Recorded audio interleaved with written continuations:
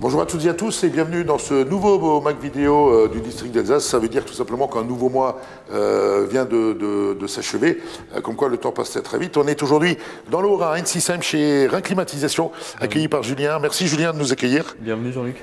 Et puis ce que je vous propose tout de suite, c'est de découvrir le sommaire de ce mag du mois de janvier.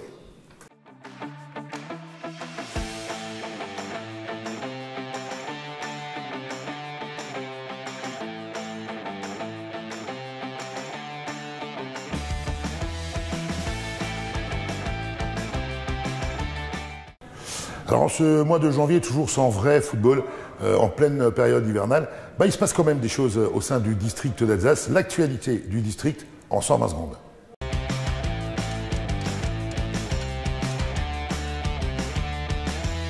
Elle est sur toutes les lèvres et a fait couler beaucoup d'encre ces derniers jours. La reprise de la Coupe de France pour le foot amateur, c'est ce week-end. Au total, 12 équipes alsaciennes seront concernées par ce 6e tour prévu ces 30 et 31 janvier. Bien que joué à huis clos, de belles rencontres sont à l'affiche, à commencer par un alléchant Biesheim-Schiltigheim pour ouvrir les hostilités ce samedi. Dernière formation de D1 et petit poussé à l'échelle du Grand Est, l'AS Eimsbrunn a rendez-vous avec l'histoire du côté de Saint-Louis. Une montagne attend les hommes de Nicolas Heitz. 4 divisions les séparant de leur adversaire d'un jour. La magie de la Coupe de France opérera-t-elle de nouveau? Réponse ce dimanche. À l'instar du nouveau Challenge PEF, que vous découvrirez dans ce 5e numéro du MAG du District, profitez de cette période pour participer au Challenge J'ai rêvé le foot. En dépit de la crise sanitaire et de son impact sur le foot alsacien, de nombreux clubs ont mené et mènent toujours des actions sociales, citoyennes et solidaires au profit des personnes dans le besoin. De très belles initiatives, porteuses de magnifiques valeurs humaines que le Challenge J'ai rêvé le foot vous propose de valoriser. Pour déposer vos projets, rendez-vous sur le site internet du district d'Alsace de football. De retour depuis le 4 janvier dernier, l'émission 100% Racing continue chaque semaine de mettre à l'honneur un club amateur sur les ondes de France Bleu Alsace. Comme le FC Schaffhouse, l'AS Neudorf ou encore l'AS Altorf, participez vous aussi à cette émission valorisant des clubs du foot alsacien en vous inscrivant sur le site internet du district d'Alsace. On referme ce 120 secondes avec une pensée émue pour Marcel Fritsch. Instigateur du foot à 7 au début des années 70, Marcel Fritsch nous a quittés le 14 janvier dernier à l'âge de 92 ans. Météorologiste de profession, ce pionnier a dédié sa vie au football alsacien, marquant particulièrement de son empreinte le FC Saint-Louis-Nauvègue et la LAFA. Le district d'Alsace de football adresse ses plus sincères condoléances à sa famille et ses proches. Au revoir Marcel.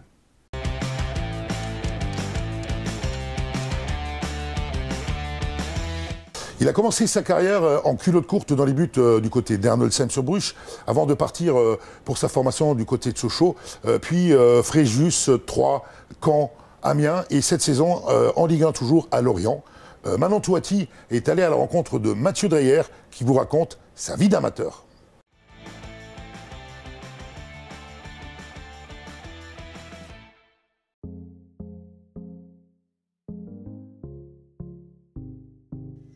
Alors comment j'ai commencé le foot? C'est une bonne question.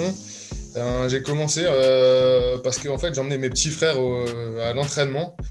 Et c'est vrai que j'en avais un peu marre d'attendre sur le côté l'entraînement. Donc du coup, je me suis lancé grâce à mes frères. Ouais.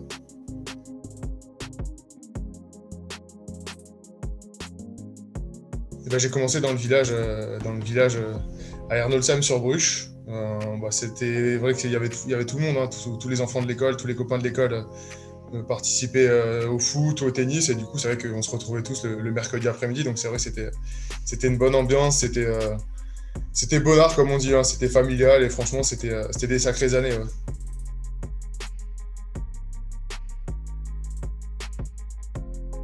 Les meilleurs souvenirs, c'est on avait eu toujours la même bande en fait. Des poussins, même aux débutants, enfin plus poussins parce que j'ai commencé en poussin, mais des poussins jusqu'en U13 maintenant, je crois que c'est, ou c'était 13 ans à l'époque. On a toujours eu la même bande de copains, on se retrouvait tout le temps, c'était toujours bon enfant, on se retrouvait même après les matchs, on a eu l'occasion de faire des tournois internationaux, il y avait des voyages en République tchèque, j'ai le souvenir d'un voyage en République tchèque, d'un tournoi dans le sud de la France à Luynes, enfin, c'est tout ce genre de choses qui restent en fait, et c'est la bonne ambiance qui règne autour, tout le monde connaissait tout le monde, c'était vraiment le truc bon enfant.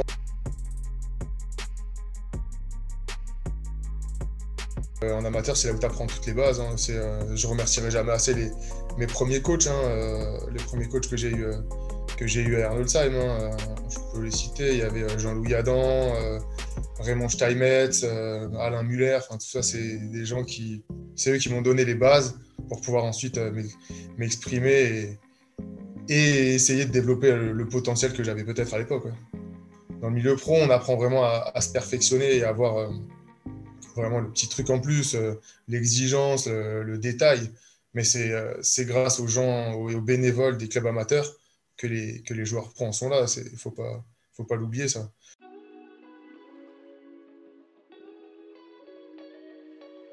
Il se trouvait que lorsqu'on est dans des petits clubs régionaux, on avait la chance de faire ce qu'on appelait les sélections régionales pour pouvoir intégrer l'équipe d'Alsace de notre catégorie d'âge. Et lorsque j'avais 13 ans, j'ai intégré l'équipe d'Alsace, donc après plusieurs tours de détection. Et on a eu l'opportunité de faire un tournoi inter-région. Il me semblait que c'était à Grand-Villard, en Franche-Comté. Et lors de ce tournoi, j'ai été repéré par plusieurs clubs professionnels qui m'ont demandé de faire des essais. Et du coup, je suis parti faire un essai à Sochaux. C'était le premier essai que je faisais. Et j'ai signé comme ça au centre de formation de Sochaux. Alors après, de là à devenir professionnel, il y a encore une étape, parce que là, c'est juste une entrée au centre de formation. Mais ensuite, j'ai fait 4 ans au centre de formation avant d'intégrer l'équipe professionnelle du FC Sochaux.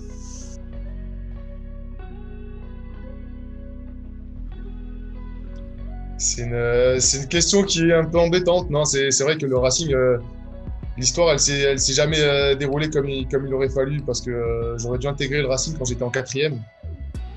Et ça s'est pas fait, je me demande d'ailleurs pourquoi, alors que j'étais en équipe d'Alsace déjà à cette époque-là. Ils ont préféré prendre un autre gardien. J'ai jamais vraiment eu le fin mot de l'histoire, j'ai jamais su pourquoi ce choix avait été fait, alors que les performances étaient bonnes en club, elles étaient bonnes en équipe d'Alsace, j'ai été reconnu en Alsace, du moins à ce niveau-là. J'ai jamais compris, alors c'est un choix d'homme, je pense, mais c'est dommage, ça reste un des petits regrets quand même que j'ai pour l'instant de jamais avoir pu jouer pour le Racing.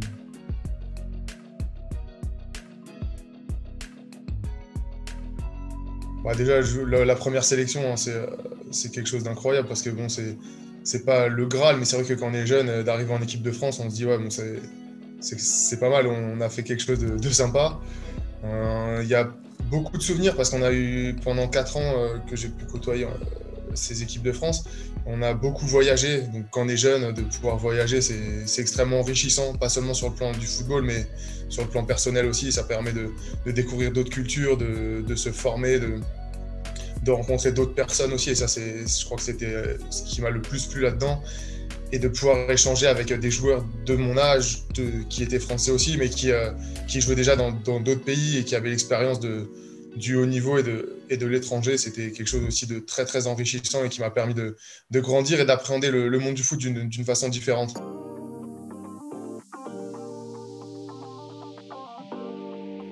Mon meilleur souvenir dans le foot, déjà j'en retiendrai un, c'est la finale de la Coupe Gambardella qu'on a gagnée avec le FC Sochaux en 2007. C'est quelque chose qui marquera et qui restera gravé parce que c'était en fait l'aventure d'une bande de potes. Et de l'avoir gagné avec ces mecs-là, avec qui on est toujours resté en contact, on est toujours en contact encore 10 ans, 15 ans après, ça restera à jamais.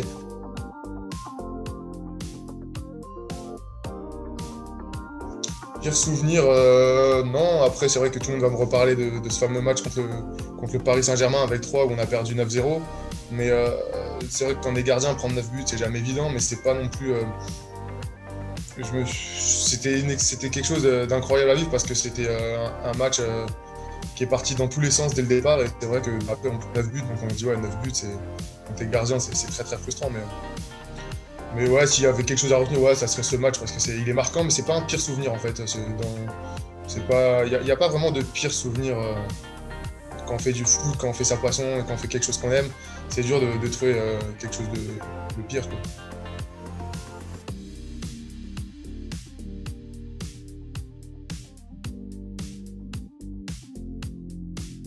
Ouais, c'est un match un peu particulier parce que c'était un match de Coupe de France. Ça intervient toujours le 2 ou le 3 janvier. Là, je crois que c'était le 5 aussi, donc à peine après les fêtes. On n'a jamais trop le temps de se préparer non plus, même si la coupure elle est courte. Mais c'est vrai que c'est un match on ne sait jamais trop comment l'aborder. Et en plus de jouer contre une équipe de Ligue 1, équipe plus sereine, qui était vraiment en pleine bourre, avec nous, Amiens, qui étions vraiment dans le trou. On s'est retrouvés dans ce match et c'est vrai que personnellement, ça a été un match incroyable parce que j'avais l'impression qu'il pouvait rien m'arriver. Au bout de 2-3 minutes, je fais un double arrêt, je ne sais pas comment. Enfin, tout tournait dans le bon sens, on avait la réussite de notre côté.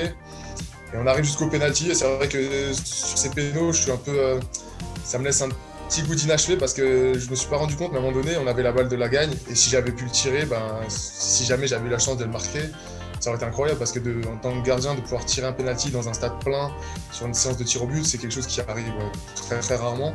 Et c'est vrai que si j'avais un petit regret, ça serait ça, c'est de ne pas avoir tilté plus tôt pour pouvoir tirer ce péno.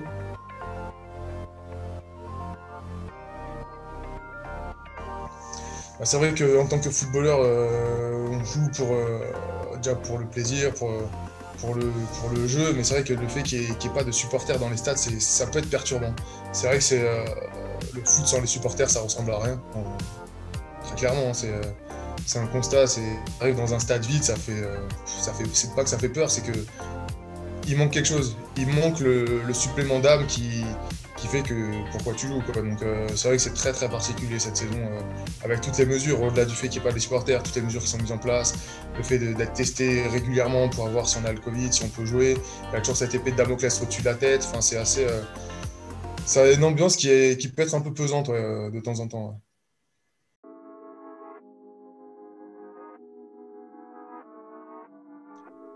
Ouais. Plutôt un regard positif, hein, parce que bon, déjà d'être arrivé dans le milieu pro, d'avoir pu signer un contrat pro, c'est déjà un long chemin, un long processus. D'arriver à durer aussi longtemps, ça fait presque 13 ans maintenant que je suis pro, donc c'est quelque chose de plutôt positif. Après, c'est vrai que si j'avais pu jouer un peu plus et qu'on m'ait plus laissé la chance de m'exprimer, ça aurait été encore un truc en plus. Mais je suis pas quelqu'un de défaitiste et c'est vrai que j'ai plutôt tendance à voir le bon côté des choses. Donc, non, je suis plutôt, pour l'instant, je suis plutôt fier de ce que j'ai accompli, même si on peut toujours espérer plus et envisager de meilleures choses. Hein. Mais non, je suis plutôt satisfait pour l'instant, en espérant que ça continue, quoi. Enfin, ça va pas dépendre forcément de moi, mais ça va dépendre déjà d'être en bonne santé avec tout ce qui se passe actuellement. C'est vrai que la santé, on se rend compte que c'est pas négligeable, encore plus quand on fait du sport de haut niveau, mais je pense que si tu es en bonne santé, ça te permet quand même de voir l'avenir sous de meilleurs auspices.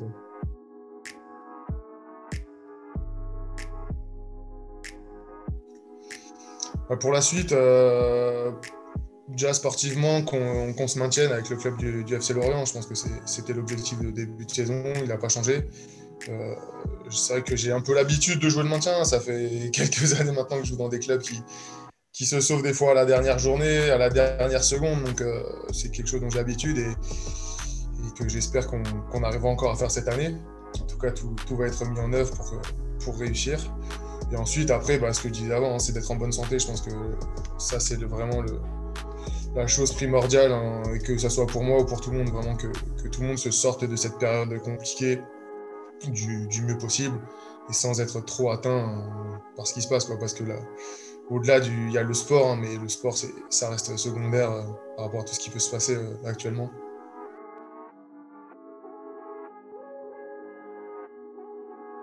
Merci beaucoup à vous et bonne continuation à vous aussi. À bientôt.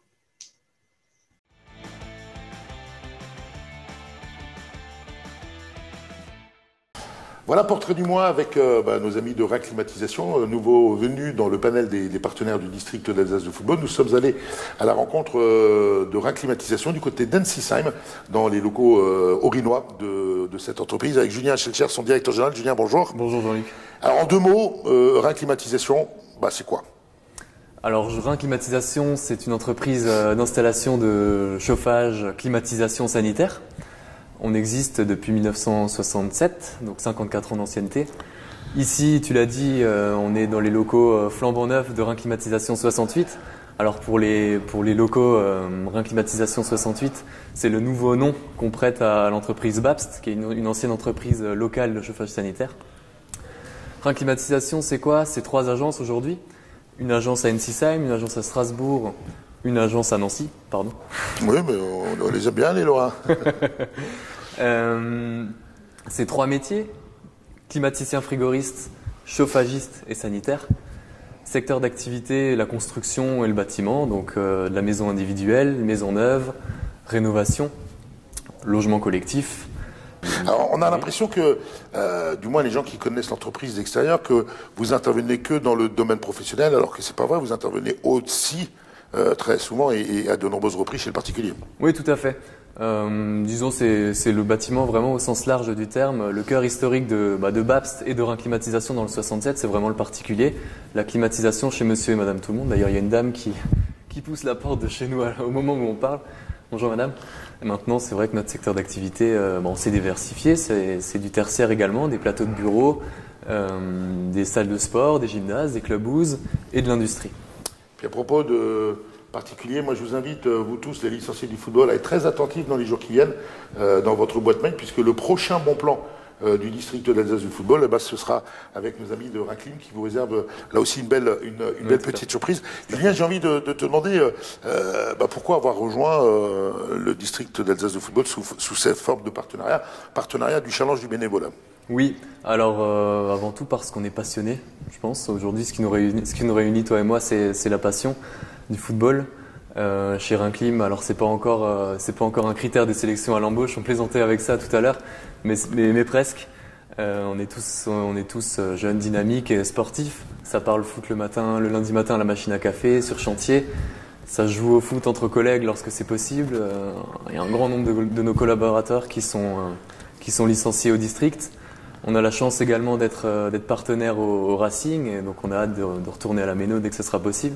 Donc oui, soutenir le district, c'était devenu une évidence et la suite logique, quoi. Après, on sait que le milieu associatif, quelle que soit finalement la taille de l'association, dépend d'une poignée de bénévoles, de gens qui donnent de leur temps, qui comptent pas leurs heures.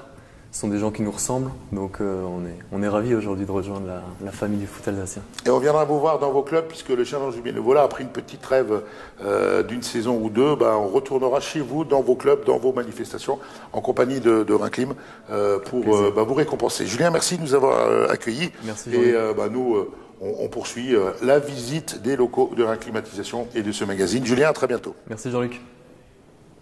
Alors si le fait de taper dans un ballon ça vous manque, sachez qu'à nous aussi ça nous manque. Donc on a décidé tout simplement de retourner sur le terrain. On a créé une nouvelle rubrique dans ce Mac vidéo, ça s'appelle les défis du district, comme duel, distance et derby. Vous allez découvrir au travers des images montées par Léonard Schott comment ça va se passer. Dans quelques secondes, nous étions il y a quelques jours sur les terrains de Matzenheim pour un duel, un derby de la distance entre le FC Matzenheim et l'entente sportive Westhouse Utenheim. On va bien se marrer.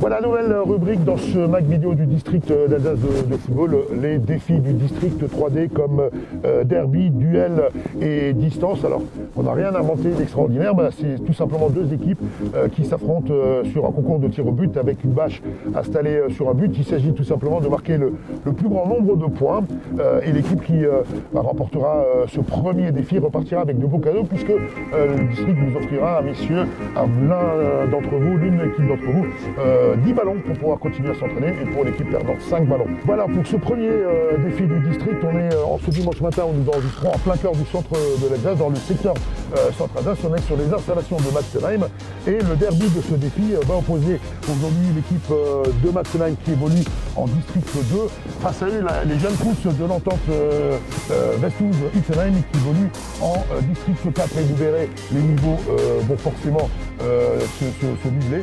Et puis je pense qu'on va bien se marrer parce qu'il va y avoir du chambrage dans l'air. C'est parti pour ce premier défi du District d'Alsace de football.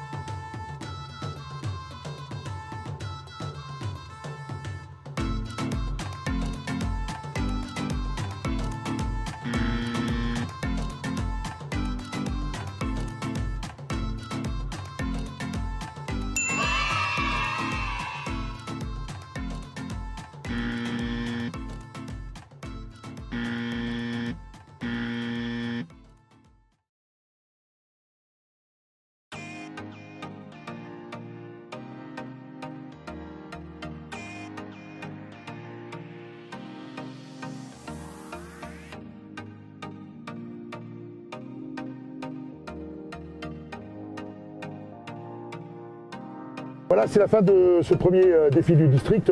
Alors bravo à l'entente Vestouze-Utenheim qui a remporté ce premier défi.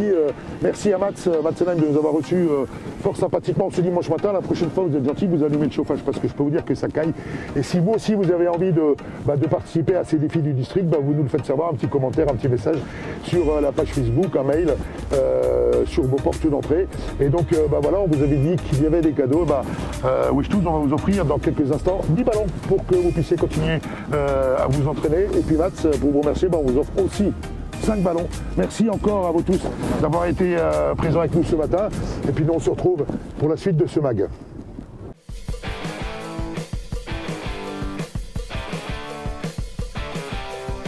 Voilà, j'espère que vous êtes marrés autant à regarder ce sujet que nous à le tourner dimanche dernier. Alors si vous avez envie de participer à ce défi, rien de plus simple, vous nous faites savoir par commentaire sur notre page Facebook, par message, par mail, et on viendra peut-être vous voir chez vous, dans vos clubs, pour un nouveau défi du district d'Alsace. On va revenir à des choses un peu plus sérieuses avec le PEF, le programme éducatif fédéral, le véritable outil phare de la mission éducative du football. Cette saison, la fédération organise le challenge du programme éducatif fédéral qui se déroulera en 3 phases, une phase départementale, une phase régionale et bien évidemment une phase nationale. Johan Lefebvre, conseiller technique du district d'Alsace de football, vous explique tout ça.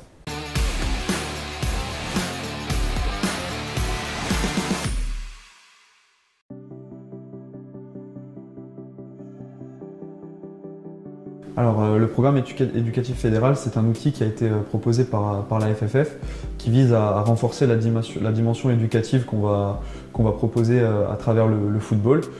C'est un outil qui peut se travailler sur le terrain et en dehors et qui est composé de 6 thématiques que vous retrouvez ici: la santé, l'engagement citoyen, l'environnement, les règles du jeu et l'arbitrage, la culture foot et le fair play.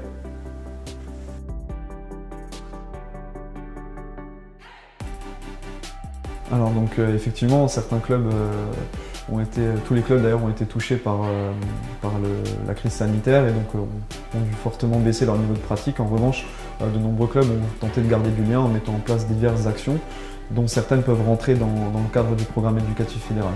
Donc l'idée, c'est de dynamiser un petit peu ces actions-là et de les valoriser. Donc pour les clubs, ça va se passer de la manière suivante. L'idée est de faire connaître les actions qui ont pu être menées dans le cadre du programme éducatif fédéral et de les valoriser au niveau du district, régional puis national.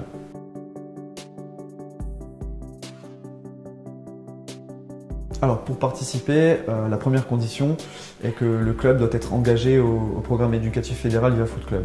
Une fois que c'est fait, le club doit remplir une fiche action correspondant à l'action ou plusieurs, s'il y en a eu plusieurs, de réaliser, et me la transmettre par mail. Cette fiche action va être envoyée à tous les clubs qui sont engagés dans le programme éducatif fédéral et vous la retrouverez également sur le site du district. À l'issue de la collecte des différentes candidatures, un jury se réunira pour sortir le lauréat qui participera à la finale régionale et peut-être à la finale nationale du concours.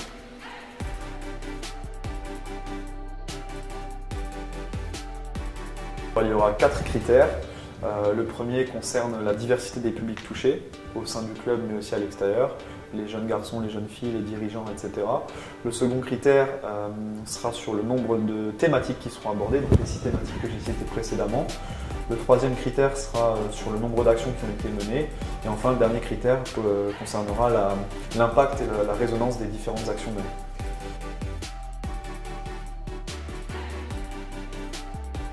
Alors, les vainqueurs seront récompensés au niveau du district et ensuite au niveau ligue. Et le vainqueur régional aura la chance de participer à un événement festif à Clairefontaine avant la fin de saison. Si vous souhaitez participer, n'hésitez pas à me contacter directement ou à vous rendre sur le site du district où vous retrouverez toutes les modalités concernant la participation à ce challenge.